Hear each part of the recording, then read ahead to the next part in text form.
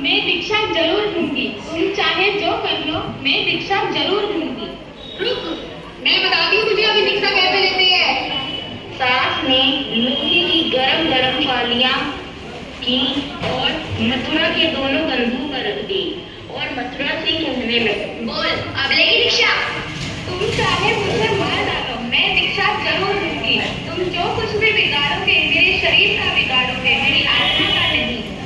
जिस समय सास मथुरा को तंग कर रही थी, उस समय गली में से एक बूढ़ा आदमी जा रहा था। उसने देखा कमरे में से धुआं कैसे निकल रहा है। उसने दरवाजा खटखटाया।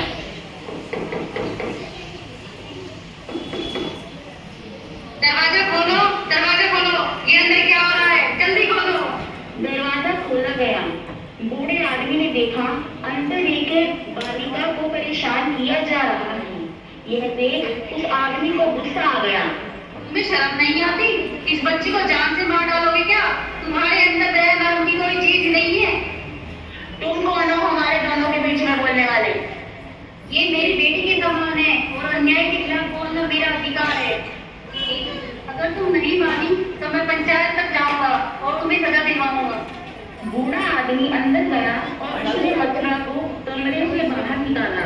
कुछ दिन बीतने पर सभी घरवाले कहीं बाहर गए हुए थे। मथुरा ने मौका देखा और घर से भाग निकली। भागते भागते मथुरा अपने घर के पास पहुंच गई। दरवाजा खटखटाया और दरवाजा माता जयपुर ने खोला। बेटी मथुरा, तुम अकेली? क्या हुआ? माँ, अब मैं लाखों कुआना नहीं जाऊंगी। मुझे तो दीक्षा लेनी है। इतना कहकर मथुरा माँ के गले लग गई। माँ ने बेटी के कंधे पर हाथ रखा तो मथुरा की चीख निकल गई, क्योंकि दोनों कंधे सास ने जला दिए थे। माँ अंदर गई और मथुरा के जले हुए कंधों को देखा तो माँ को बड़ा गुस्सा आया। अब माता पिता ने निश्चय कर लिया कि अब मथुरा को दीक्षा दिलवाकर ही रहेंगे। उन्होंने पता लगाया कि इस समय श्री गंगी देवी जी महाराज वहाँ विराजमान हैं। मथुरा को लेकर पिता मुखरा कांधरा में गंगा जी पावन श्री गंगी देवी जी महाराज के पास पहुँच गए। वहाँ जाकर श्री गंगी देवी जी महाराज से कहने लगी, उर्मी जी, मथुरा आपके चरणों में दीक्षा लेना चाहती है। आप इसे अपने शिष्य के रूप में स्वीकार कर लीजिए।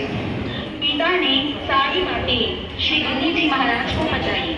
वही बात में एक श्रावक श्री घमंडी लाल जी जैन बैठे हुए थे। उन्होंने सारी बात सुनी और गंगी जी महाराज से कहने लगे, जी, आप इस बच्ची को अपने चरणों में निश्चित कीजिए। आगे जो होगा वो हम देख लेंगे। मथुरा गुरु चरणों में रहने लगी। एक दिन मथुरा के ससुर कांधला भी आए और मथुरा से बातचीत करने लगे। मथुरा बेटी, हमारे साथ घर चलो, अन्य हम तुम्हें यहीं मार डालेंगे। तुम कौन होते हो मथुरा को घर ले जाने वाले? मथुरा अपने माता पिता की इच्छा से दीक्षित होना चाहती है और हम उसे दीक्षा दिलवा कर रहेंगे। तुम जाओ यहाँ से। वहाँ पर ससुर मथुरा को अनशब्द बोलने लगे। तब घमंडी लाल को गुस्सा आया और उसने मथुरा के ससुर को एक थप्पड़ मार दिया। ससुर डरकर घबराकर वापिस घर लौट आए। उस समय कांधला में आचार्य श्री सोहन लाल जी महाराज विराजमान थे। उनके पास 2 बैरागियों की दीक्षाएं होनी चाहिए थी। बैरागी नरपत राय जी और बैरागी काशी राम जी। श्री गंगी जी महाराज आचार्य गुरुदेव के पास दर्शन करने पहुंचे। मत प्रणाम गुरुदेव। बैठिए साध्वी जी, ये बैरागन बहन